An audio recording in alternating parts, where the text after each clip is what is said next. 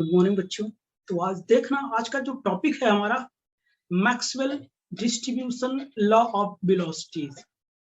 तो आज हम पढ़ेंगे Maxwell distribution laws of velocity. इसमें हम लोग मैक्सवेल डिस्ट्रीब्यूशन में हम ये देखेंगे F of V X D V X will be equal to N of Vx by capital N will be equals to m by 2 pi kt power half t की power minus mvx square by 2 kt into dvx। यही हमको क्या करना है, calculate करना है। Okay बच्चों, तो आइए इसे हम लोग क्या करते हैं, अच्छे से क्या करते हैं, इसका कैलकुलेशन करते हैं हम लोग। ठीक बच्चों, तो आइए देखते हैं हम लोग आगे।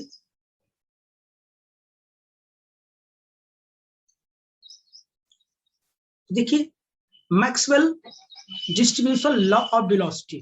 ठीक, तो उसके लिए देखना, to derive the Maxwell distribution law of velocity Maxwell assume following assumptions regarding the molecules of the gas. यानी Maxwell distribution law of velocity को डिराइव करने के लिए मैक्सवेल ने कुछ assumptions क्या किया, मॉलिक्यूल्स ऑफ गैस के लिए उन्होंने एज्यूम किया। तो वो assumption क्या है वो हम देखते हैं, ठीक है ना। तो उसमें से पहला नंबर जो है हमारा, जो पहला नंबर है उसमें देखना, the number of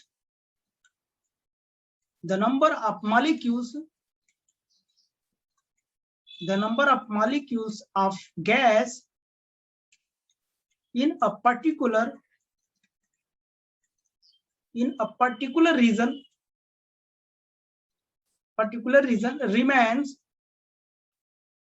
remains constant। तो आपने क्या देखा, तो जितने नंबर ऑफ मॉलिक्यूल्स होंगे गैस के किसी पर्टिकुलर रीजन में क्या होंगे, वो कांस्टेंट होंगे। दूसरा नंबर देखता हूं, the velocity of gas molecules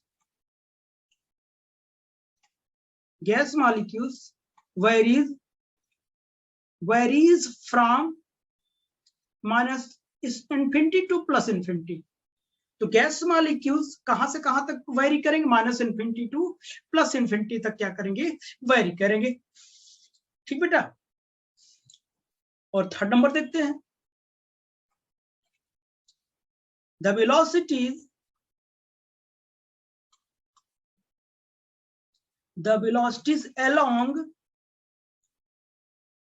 along the three coordinate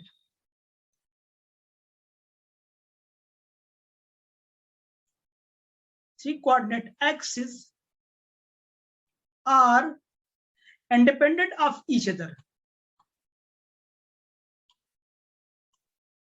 independent of each other।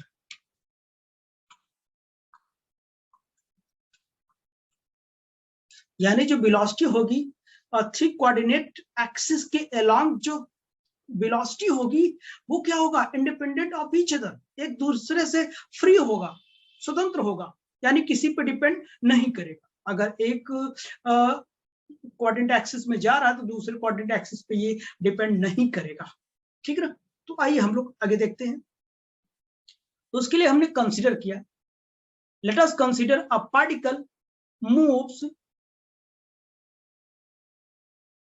moves in the velocity range। तो देखिए, let us consider particle moves in the velocity, किस रेंज में चलेगा, vx to vx plus dv। और किस में चलेगा, अगर x की बात करूं vx to vx plus dvx, y में vy to vy plus dvy and vz to vz plus dvz in the region। तो वेलोसिटी हो गया, किस रीजन में चलेगा, x to x plus dx, y to y plus dy and z to z plus dz। then the number of particle in the energy range ei is given by canonical distribution law। तो canonical distribution law आप क्या जानते हैं, आपने ये पढ़ा होगा, ni will be equals to lambda e की पावर माइनस बीटा ei। याद आ रहा ना, बाय कैनोनिकल डिस्ट्रीब्यूशन लॉ। तो उससे पहले हम ये क्या करते हैं, फिगर को कंप्लीट कर लेते हैं। तो ये हमने बताया जो पार्टिकल है वो किसी भी डायरेक्शन में all possible direction with all possible velocity से मूव कर सकता है। तो ये हमने क्या लिया, vx लिया, और ये क्या है, vy है, और दिस इज vz। ठीक, इसी के अकॉर्डिंग आप क्या कर सकते हैं, आप ये x है, ये y है, और क्या है, ये z है। ये एक क्यूबिकल कंटेनर मैंने ले लिया, बॉक्स ले लिया। अब ये x के अलोंग है, ठीक है ना। तो अब बताइए, ये v वेलोसिटी चल रहा है ये, और ये velocity dv, v plus dv velocity चल रहा है। अब बताइए x के अलोंग है तो ये क्या होगा, स्मॉल एलिमेंट लिया हूं तो dvx, ये क्या होगा dvy,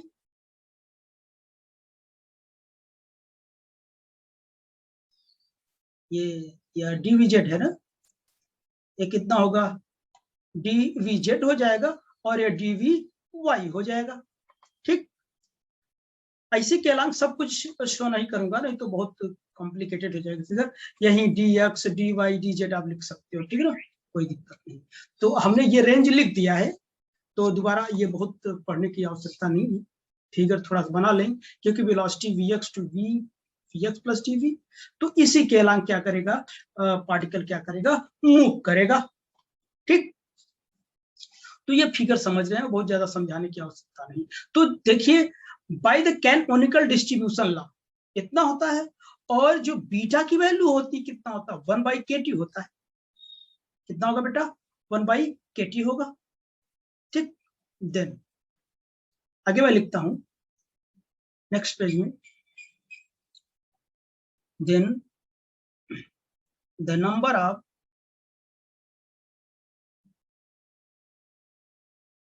चेंज कर लेता हूं, then the number of molecules of particles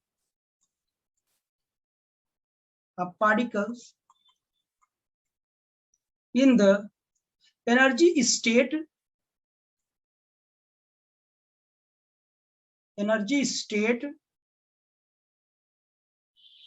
EI, तो क्या हो जाएगा, number of particle in energy state. अब ये नंबर ऑफ पार्टिकल ऐसे निकालते हैं, NIV will be equal to, इसको मैं क्या कर दूं, बोलिए, हम 6 टाइम इंटीग्रेशन कर देता हूं, 1 2 3 4 5 6 किया, नंबर ऑफ पार्टिकल NI हो गया। अब किस किस रीजन में जा रहा है, dx dy dz dvx dvy और dvz, यानी position space and velocity space दोनों होगा, क्योंकि ऑल डायरेक्शन में ऑल पॉसिबल वेलोसिटी से वो चल रहा है, यानी x में, y में, z में किस वेलोसिटी से, vx vy vz में। ठीक है ना। अब देखना NIV कितना हो जाएगा। अब ये बताइए, NI की वैल्यू अभी आपने निकाला, क्या होता है NI की वैल्यू, लैम्डा e की पावर माइनस बीटा EI आपने लिखा, यही वैल्यू मैं यहाँ पर क्या करूंगा, पुट करूंगा। तो देख रहा, ये मैंने पहले 3 अलग कर लिया, लैम्डा e की पावर माइनस बीटा EI मैंने लिखा, ठीक, और लिखा dvx dvy dvz, और मैंने 3 इंटीग्रेशन को अलग कर लिया, dx dy dz, sorry dy and dz। This is what volume है, ये volume of position space, this is क्या, volume of position space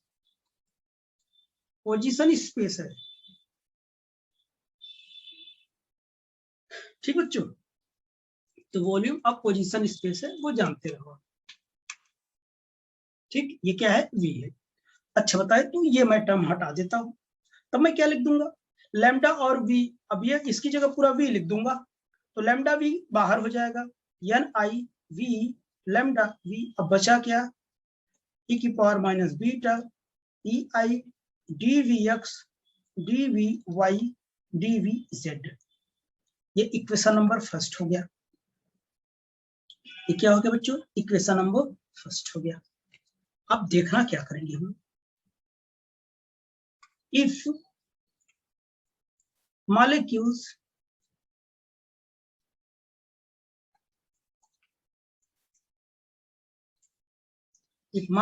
of gas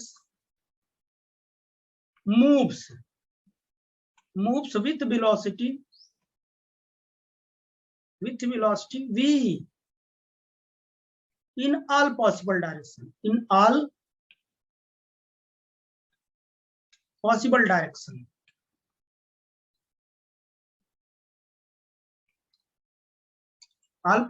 direction, that is x, y, z axis में किस velocity चलेगा, vx, vy, vz।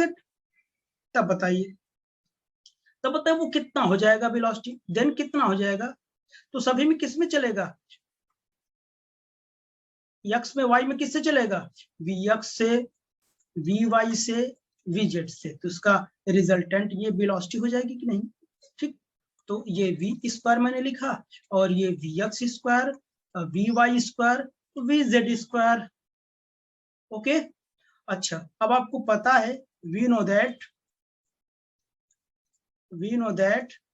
EI will be equals to क्या, this is kinetic energy half mv square.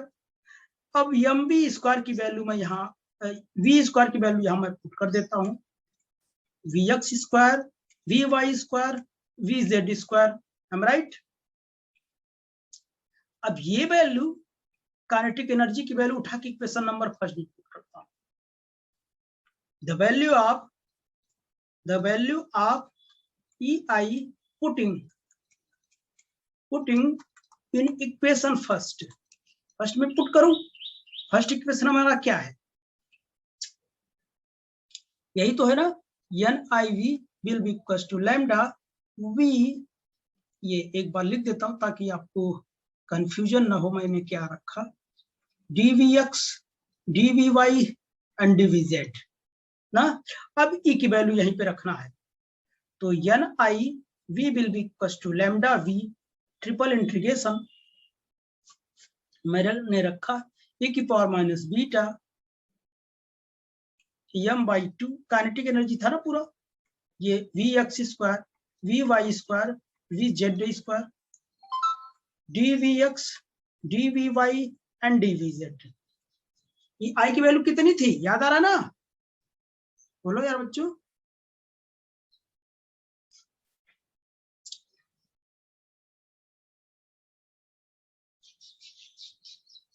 कितनी थी, half m vx square, vy square, vz square, यही तो था ना, यही तो मैंने पुट किया वहां पर। ठीक, अच्छा, अब देखना मैं क्या करूंगा, अब इसको मैं अलग अलग कर देता हूं, देखना NIV will be equals to lambda v को मैं बाहर ही रहने देता हूं। अच्छा, लिमिट हमारा क्या होगा, मैंने बताया था पार्टिकल जो मूव कर रहा -∞ टू +∞ उसका रेंज है, तो इसको सब पर अलग अलग कर देता है, e power minus beta m vx square by 2 और dvx, x का है ना, तो ये तीनों अलग अलग कर देता हूँ, इनटू -∞ टू +∞ e की पावर माइनस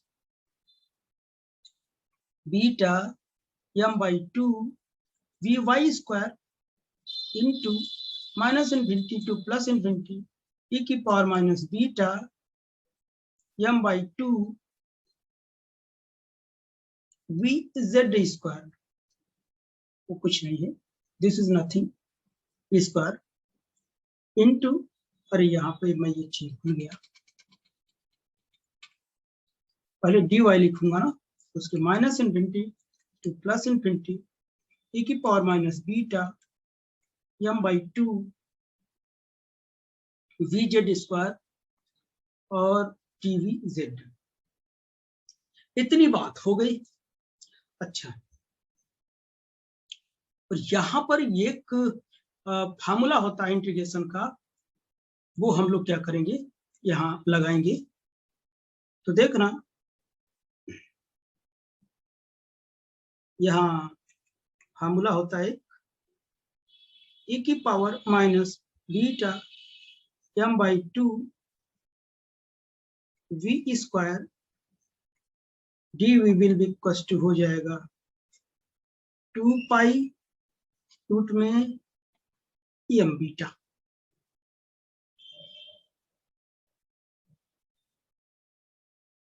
ये इंटीग्रेशन होगा।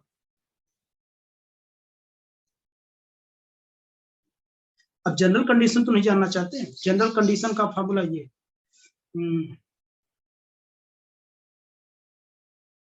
Minus infinity to plus infinity, minus infinity to plus infinity, ये क्या है e की power minus alpha X square into D X. इसकी जो वैल्यू आएगी पाई बाई कितना आएगी, अल्फा होगी। ये फार्मूला होता है। इसीलिए ये फार्मूले में देखिए, ये एक्स स्क्वायर है, यहाँ वी स्क्वायर है, यहाँ डी एक्स है, यहाँ डी वी है। तो एक्स स्क्वायर का कॉफिशिएंट अल्फा है, तो अल्फा नीचे आया है, वी स्क्वायर का कॉफिशिएंट ये है, तो पाई बाई ये करूंगा तो ये और 2 ऊपर चला जाएगा या मैं नीचे आ जाएगा। आई थिंक आपको समझ में आ होगा। तो सबकी जगह हम क्या करेंगे, ये वैल्यू रखेंगे तीनों की जगह, क्योंकि सब सेम है, सभी के सभी हो सकते हैं एक्स वाई जेड, ठीक है ना, सबकी वैल्यू सेम आएगी। रखो, तो चलिए हम लोग इसमें पुट करते हैं। हाँ, तो N I V lambda V, देखना इधर 2 पाई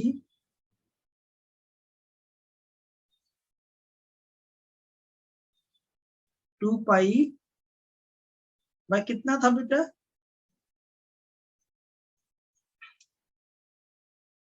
एम बीटा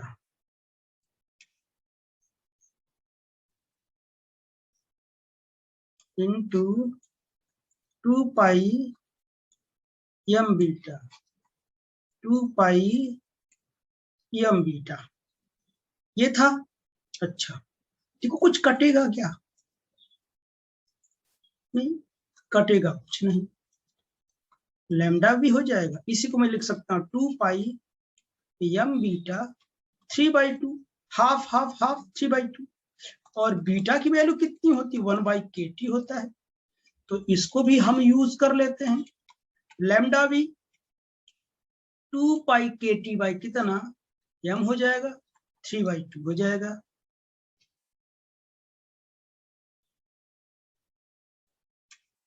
और इसी को हम क्या, नंबर ऑफ मॉलिक्यूल्स है तो टोटल नंबर ऑफ मॉलिक्यूल्स को कैपिटल एन से रिप्रेजेंट कर सकते हैं। एन भी 2 पाई kt बाई m पावर 3/2 ऐसा लिख दिया मैंने। तो यहां से लैम्डा कांस्टेंट है, इसकी वैल्यू मैं निकालना चाहूंगा, n बाई वी, तो कितना हो जाएगा m by 2 pi kt power 3/2, ये कांस्टेंट की वैल्यू आ गई। अब उसी इक्वेशन में मैं कांस्टेंट की भी वैल्यू रखूंगा, ठीक।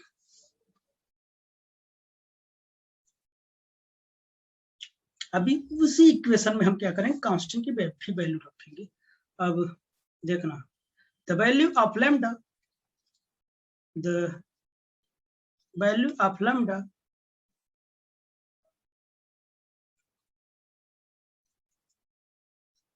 पुटिंग इन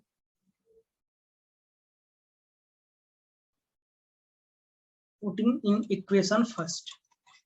चलिए फर्स्ट इक्वेशन फर्स्ट लिखता हूं, N I V will be equal to, कितना था बेटा, लैम्डा वी था ना, लैम्डा वी था, इंटीग्रेशन था e की power minus beta, E I की वैल्यू तो मैंने लिख दिया था, V X square V Y square V Z square, ठीक, D V X D we Y D V Z, ठीक। अब यह लैम्डा की वैल्यू रखनी है, लैम्डा की वैल्यू कितनी आई है देख लो, रखूंगा तो वी वी कट जाएगा, मैं बार बार वी वी नहीं लिखूंगा, ठीक है ना। तो N I V will be equal to V cut जाएगा, तो कितना बचेगा, एक बार फिर देख लेता हूँ, हाँ एन बचेगा, एन और m by 2 pi kt power 3/2 triple integration e की power minus beta m by 2 vx square, vy square and vz square, dvx, dvy, dvz। पहले ये मेरा मुद्दा ये था लैम्डा निकालने का, अब इसको कैलकुलेट करें तो काम हो जाएगा। अब देखना अभी कुछ नहीं है, अब एक बार फिर से हम क्या करते हैं वही करते हैं। चलो आगे देखना, मैंने ये लिखा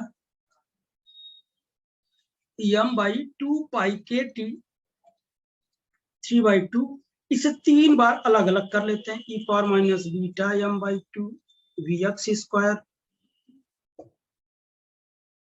पहले vx स्क्वायर में नहीं लिखूंगा, vy स्क्वायर dvy, इंटीग्रेशन भी रहेगा minus infinity to plus infinity, जहां भूल जाओ तो आप याद दिलाइएगा, हर जगह वही है minus infinity to plus infinity, ठीक है ना। e की power minus beta m/2 vz square dvz, अब यहाँ लिखा minus infinity to plus infinity, e की power minus beta m/2 vx square dvx, ठीक। ये बाद में मैंने लिख दिया x वाले टर्म को, ठीक। चलो अब फिर से इसकी वैल्यू आप जानते हैं सबकी, तो मैं क्या किया, n I v will be equals to n m/2π/kt power 3/2, ठीक। इसकी वैल्यू हो जाएगी, अभी आपने देखा रूट में π/m beta into π/m beta, लेकिन इसे मैं ऐसे ही लिखूंगा, इसको कुछ चेंज नहीं करूंगा, e की power minus beta m/2 vx square dvx, ठीक। अब देखना यही नेक्स्ट पेज में लिखते हैं हम लोग, n I v will be equals to n m/2π/kt power 3/2, ठीक है। दो को तो मैं एक साथ कर देता हूं, या जाने दो अलग अलग ही रहने देता हूं, वैल्यू रख देता हूं 2π/kt/m,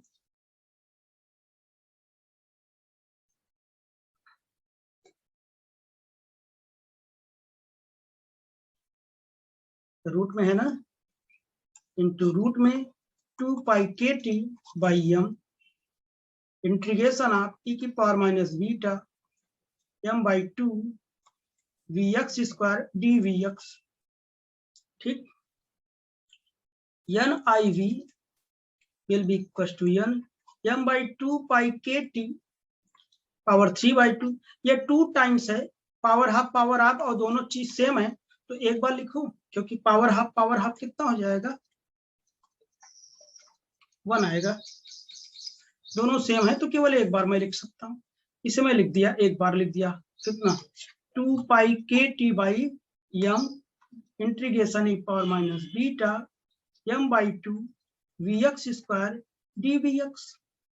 अच्छा इसे देखना मैं क्या लिखता हूँ, n I v, n इसको मैंने लिखा m/2π/kt power half into m/2π/kt, इतना लिखा, क्योंकि ये दोनों सेम लिखा, इसकी पावर n, इसको ऐड करोगे तो यही आएगा, ठीक, अलग अलग कर दिया, और ये 2π/kt m हो जाएगा, integration e power minus beta m/2 vx square dvx, इसलिए मैंने किया कि देखो m से m कट जाएगा, इससे ये कट जाएगा पूरा, ठीक। तो हमारा जो रिजल्ट आया n I v will be equals to n m/2π/kt power half integration e की power minus beta m/2 vx square dvx, integration रहेगा minus infinity to plus infinity.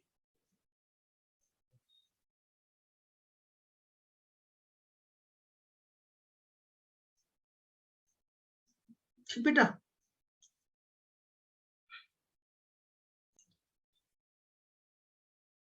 अब मैं क्या करता हूं,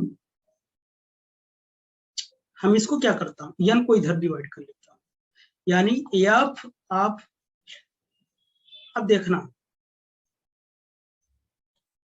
अब चूंकि मैंने कौन सा टर्म बचाया है, x वाला बचाया है ना, तो अब इसलिए यहाँ कौन सा होगा, केवल x का होगा, या x वाला बचाया हूं, y वाला बचा होता तो y में आता, x में मुझे निकालना था, तब ये आ गया F V X will be equal to N I V X by N, यानी n को इधर डिवाइड कर दो, यही फंक्शन ऑफ वेलोसिटी हो जाएगा, और बचेगा कितना हमारा m by 2 pi K T power half integration of E power minus beta m by 2 V X square D V X, इतना।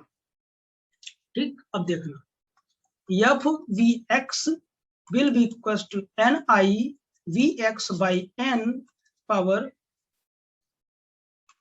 m by 2 pi K T power half integration of E की power minus beta m by 2 V X square D V X, ये भी x में है, अगर y में मुझे करना होता तो y वाले टर्म को छोड़ करके इसकी वैल्यू रख देता, z में करना होता z वाले टर्म को छोड़ करके x और y में ये इसकी जो वैल्यू है इंटीग्रेशन की सबकी रख देता मैं। अब इसको क्या करते हैं, डिफ्रेंशिएट कर देता हूँ, डिफ्रेंशिएट करता हूँ तो F V X D V X will be equal to N I V X by N.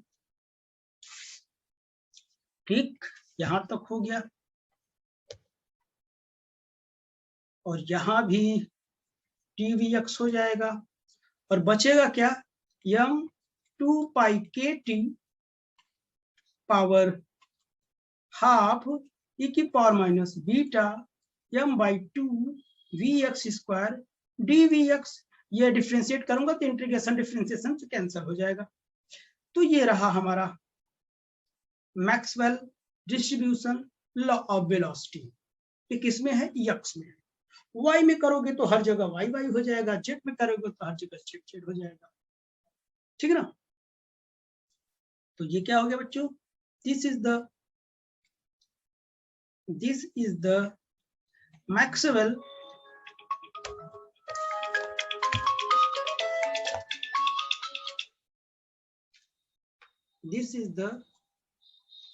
Maxwell distribution law of velocity,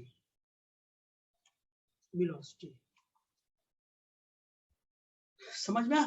तो स्टार्टिंग देखना, यही मुझे निकालना था, यानी इसी केवल ऐसे भी लिख सकते हैं, V X D V X, number of particle term में ना लिखो तो 2 पाई के टी, वो आपके ऊपर डिपेंड करता है कैसे लिखते हैं और किस फॉर्मेट में लिखते हैं।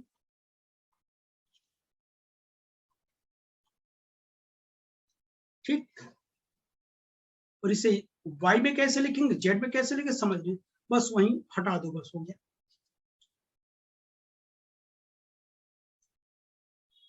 ठीक बेटा, तो आई होप कि ये समझ में आया होगा। ठीक, तो आइए कुछ इसके हम इंपॉर्टेंट कंक्लूजन देखते हैं, ठीक है ना, कंक्लूजन देखते हैं। ठीक, तो आइए नेक्स्ट पेज में चलते हैं हम लोग।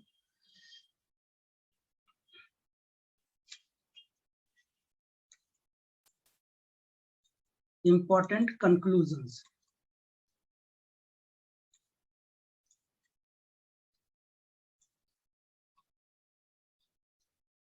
इंपॉर्टेंट कंक्लूजन्स, चलिए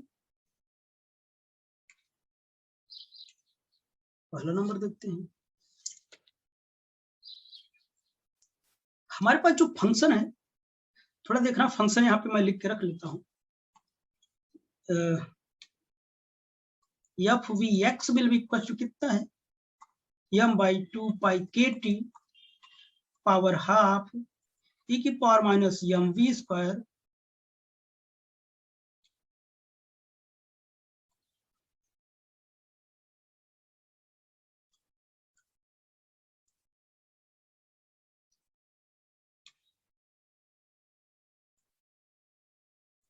m beta by 2 vx square. ठीक, इतनी बात है। और दोनों तरफ डीवी डीवी लगा सकते, कोई दिक्कत नहीं। ठीक, ये फॉर्मूला देखते रहो, इसकी जरूरत पड़ेगी। हमने कहा पहला number, as the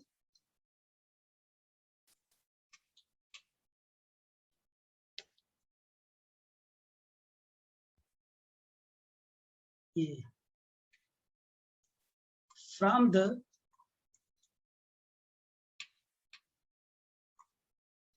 above equation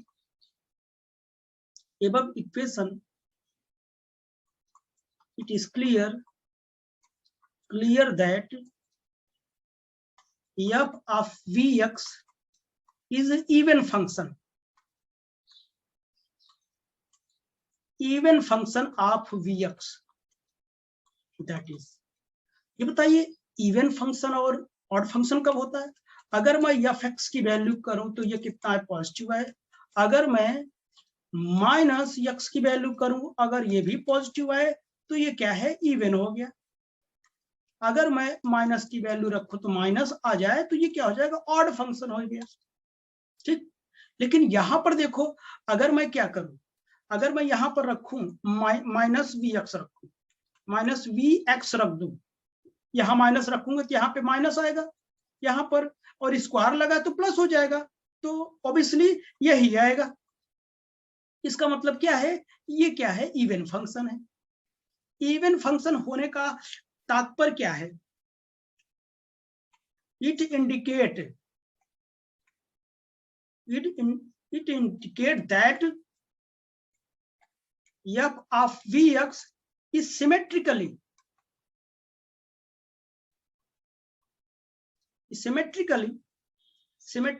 about vx will be equals to 0, about vx will be equals to 0। इसका मतलब क्या है? समझ गए ना? अगर वो क्या है? इवन फंक्शन, यानी चाहे प्लस में लो चाहे माइनस में लो, आएगा वही। इसका मतलब क्या? vx will be equals to 0 के दोनों ओर क्या होगा? सिमेट्रिकली क्या होगा? वो कर्व को शो करेगा। अब वो कर्व हम बना के दिखा देते हैं, या अभी बनाता हूं। पहले दूसरा भी केस देख लेता हूं। मतलब दोनों तरफ होगा, इतना जानो। ठीक, अब दूसरा केस देख लेता हूं। तब the function f of vx is maximum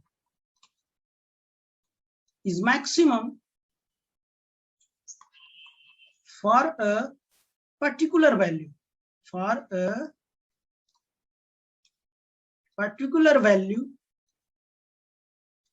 of vx, then बताइए f of x is maximum for particular value of x के पर्टिकुलर वैल्यू पर जो फंक्शन f of vx है, ये क्या होता है? मैक्सिमम होता। अब मैक्सिमम का केस क्या होता है? उसी फंक्शन का फर्स्ट डेरिवेटिव अगर ले लीजिए तो वो कितना आना चाहिए? 0 होना चाहिए। तो चलिए, हमारे पास इक्वेशन पड़ा है, तो हम del by del V X, बताइए इक्वेशन हमारा क्या होता है? m बाई, इसकी वैल्यू जानते हैं ना, 2 pi K T power half e की power minus m V X square by क्या? K T, 2 K T. के टी की लिखा, बीटा की वैल्यू कितना होता है? 1 बाई के टी, तो e की पावर m बीटा था ना, के टी की वैल्यू रख लिया, ये 0 हो जाएगा। अब इसको डिफरेंशिएट कर दो। जब डिफरेंशिएट करोगे, ये तो कांस्टेंट है हमारा, पावर हाफ, ये तो ऐसे ही रहेगा m V X square by 2 K T, but ये वो नहीं, इसका फिर से करूंगा तो कितना हो जाएगा? 2m we X by 2 K T will be equal to 0, 2 से 2 कट जाएगा, m by 2 pi K T power half e की power minus m V X square by 2 K T, और कितना बचा? m v, ये माइनस जो आएगा minus वहां चला जाएगा, वहां 0 में चला जाएगा, तो वी एक्स बाई कितना K T will be equal to 0। अब देख रहा, ये सब तो, ये पूरा टर्म तो 0 होगा नहीं, तो इसको 0 होना पड़ेगा। तो इसमें से कौन 0 होगा? वी एक्स 0 होगा। तो दैट इज हमारा बचा क्या? V X will be equal to कितना? 0। इसका मतलब क्या है? V X will be equal to 0 पर जो फंक्शन है हमारा वो क्या हो जाएगा? मैक्सिमम आएगा। कितना आएगा बेटा? मैक्सिमम आएगा। वो कितना आएगा? Hence the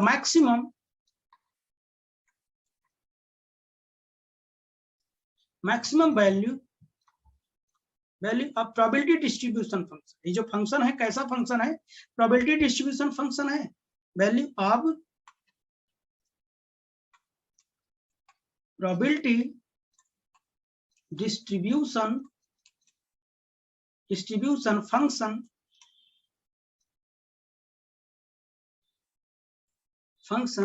F of V X is कितना हो जाएगा? देखना, F of V X max निकालने के लिए कितना हो जाएगा? m by 2 pi K T power आधा e की power minus m V X square by 2 K T, और इसकी वैल्यू 0 हो जाएगा तो e की पावर 0 हो जाएगा। F of V max will be equal to m by 2 pi K T power half. इसी को अगर अच्छे से लिख दूं तो ऐसा हम लोग लिखेंगे m by 2 pi K T. क्या बात है, इट्स वेरी इंटरेस्टिंग। अच्छा, मुझे एक अच्छा फॉर्मूला मिल गया। तो अब देखना, अब मैं ग्राफ प्लॉट करता हूं, प्रोबेबिलिटी डिस्ट्रीब्यूशन फंक्शन और क्या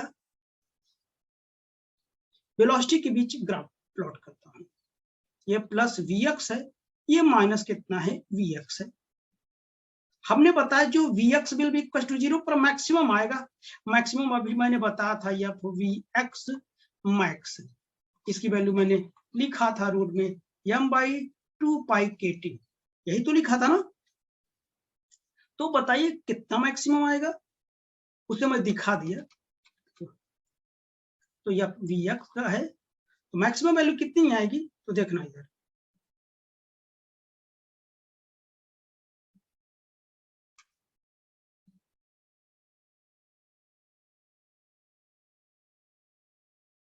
ये, और ये मैंने बताया था कि ये मैक्सिमम हो गया ना। ये मैक्सिमम कितना मैंने बताया ना, रूट में m by 2 pi K T, ठीक, ये मैक्स है।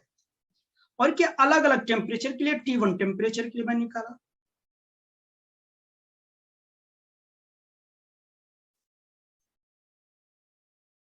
T2 टेम्परेचर के लिए है।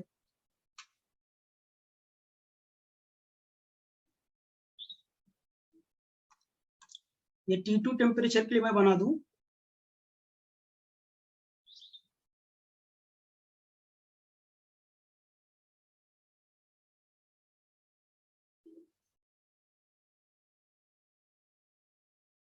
ये T2 टेम्परेचर के लिए हो गया।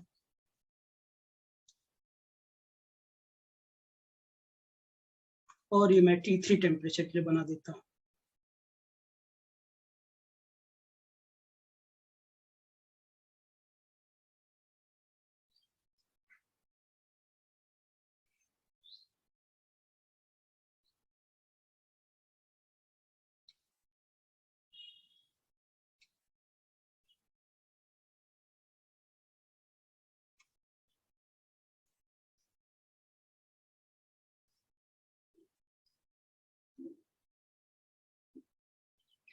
थोड़ा सीधा बनाइएगा, ये T3 के लिए हो गया, यानी T3 is greater than T2 is greater than T1। ठीक, तो आपने देखा इस पर मैक्सिमम, और पहला केस जो मैंने बताया था, इसके हमने बताया था कि दोनों तरफ क्या होगा? सिमेट्रिकली डिस्ट्रीब्यूशन, एक तरफ जैसा दिखेगा वैसा ही सेम दूसरी तरफ दिखेगा। ठीक, और ये दिख गया ना। अच्छा चलिए, एक केस और कर लेता हूं, तो एक बात मैं और बताता हूं आपको। तीसरा नंबर, जो तीसरा नंबर होगा the value of Vx at which f of Vx falls to 1 by e times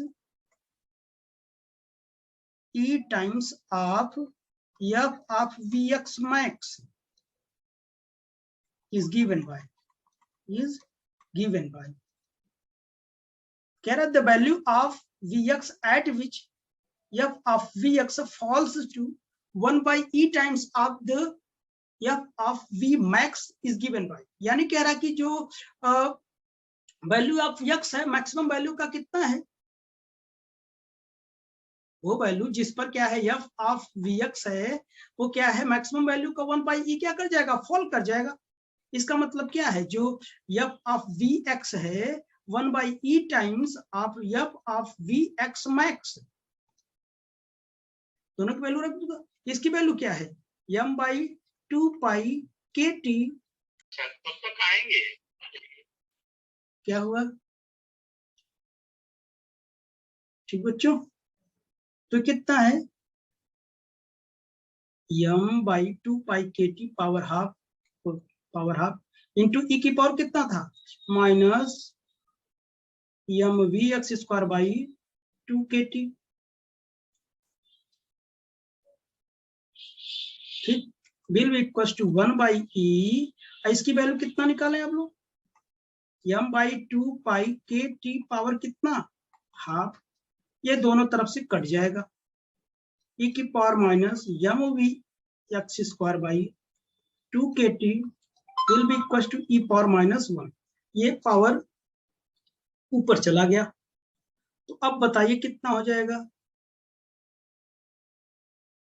अब देखना दोनों तरफ से क्या है e हट जाएगा।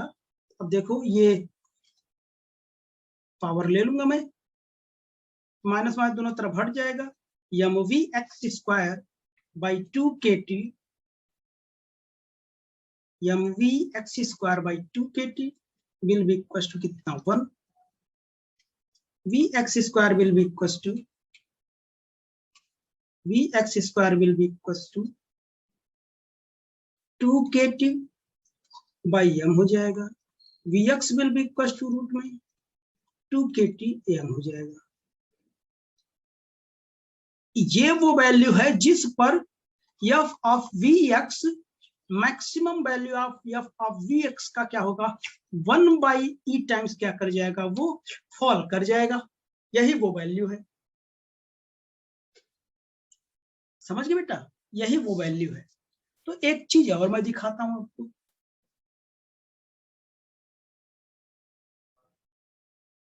तो देखना बच्चों, तो यहां पे द ग्राफ बिटवीन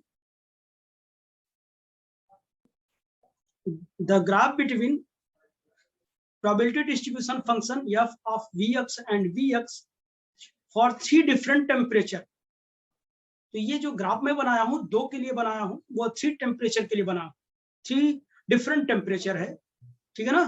तो as temperature increase the peak at Vx, अगर टेम्परेचर जैसे क्या करेगा इंक्रीज करेगा तो पीक एट Vx क्या हो जाएगा, बिकम्स लोअर हो जाएगा। अब देखो वहां पर ये क्या था, f ऑफ Vx था, ये प्लस Vx था, ये माइनस Vx था। मैंने बताया था 3 टेम्परेचर के लिए बनाया था, एक पहले टेम्परेचर के लिए T1, दूसरे टेम्परेचर के लिए ये था, और तीसरे टेम्परेचर के लिए ये कुछ था, ये T1 था, ये वाला T2 था, ये 3 था। मैंने बताया था ना T3, T2 और T1। उससे पहले वाला ग्राफ देखो, कह रहा है कि अगर टेम्परेचर इंक्रीज करेगा, ये टेम्परेचर T3 सबसे ज्यादा है, तो इसकी जो पीक है ना, पीक जो है ना वो क्या हो जाएगा, Vx will be equal to 0 पर, Vx will be equal to 0 पर क्या होगा, बिकम्स लोअर होगा, सबसे लोअर होगा। देखो सबसे लोअर है कि नहीं peak, and velocity distribution curve spread out, और जो वेलोसिटी डिस्ट्रीब्यूशन कर्व है वो स्प्रेड आउट रहेगा, और दोनों तरफ क्या करेगा, वो फैला रहेगा।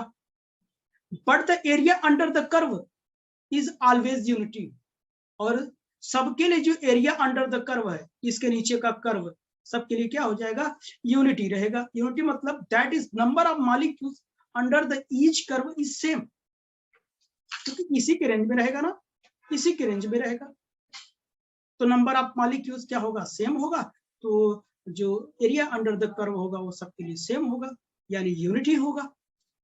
और जैसे जैसे टेम्परेचर कम होता जाएगा, इसका जो पीक होगा वो क्या करता जाएगा, इंक्रीज करता जाएगा, Vx will be equal to 0। ठीक बच्चों, तो आई होप कि ये टॉपिक आपको समझ में आया होगा। तो आइए हम लोग इससे रिलेटेड कुछ हम लोग प्रॉब्लम्स करते हैं, वो भी नेक्स्ट वीडियो में हम लोग करेंगे। ठीक बच्चों, बाय।